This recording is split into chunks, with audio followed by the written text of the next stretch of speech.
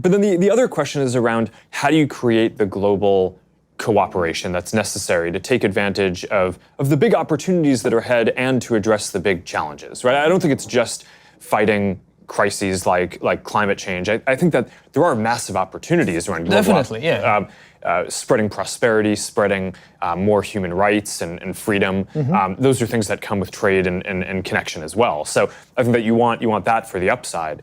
But I guess my diagnosis at this point, I'm curious to hear your view on this, is I actually think we've spent a lot of the last 20 years with the internet, maybe even longer, working on global trade, global information flow, making it so that people can connect.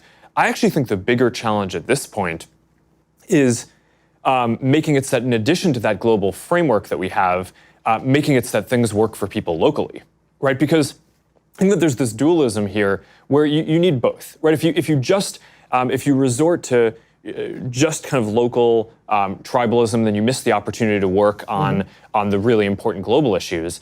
But if you have a global framework, but people feel like it's not working for them at home, or some set of people don't feel like that's not working, then they're not politically going to support the global collaboration that needs to have happen. And I think there's the social version of this, which we talked about a little bit before, where people are now able to find communities that match their interests more, but some people haven't found those communities yet, and are left behind as some of the more physical communities. And some of these communities are quite nasty also, so we shouldn't forget that. Yes, so I think they should be, yes. Although I would argue that people joining kind of extreme communities is largely a result of not having healthier communities and not having healthy economic progress for individuals. I think most people, when they feel good about their lives, they don't seek out extreme communities. So there's a lot of work that I think we, as an internet platform provider, need to do to lock that down even further. But I actually think creating prosperity is probably one of the better ways at a macro level to go at that. But I guess I would maybe just stop there a little. People that feel good about themselves have done some of the most terrible things in human history. I mean, we shouldn't confuse people feeling good about themselves and about their lives with people being benevolent and kind and so forth. And also, they wouldn't say that their ideas are extreme.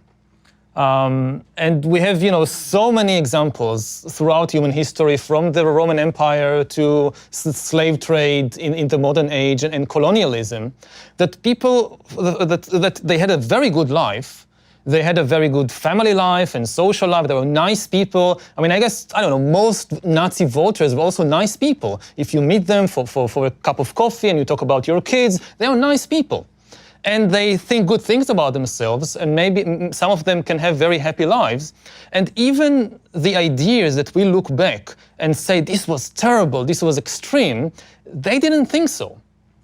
Again, if you just think about colonialism. But World War II, and that came through a period of intense economic and social disruption after the Industrial Revolution. Let's put aside the extreme example. Let's just think about European colonialism in the 19th century. So people say in Britain, in the late 19th century, they had the best life in the world at the time. And they didn't suffer from an economic crisis or disintegration of society or anything like that. And they thought that by going all over the world and conquering and changing societies in India, in Africa, in Australia, they were bringing lots of good to the world.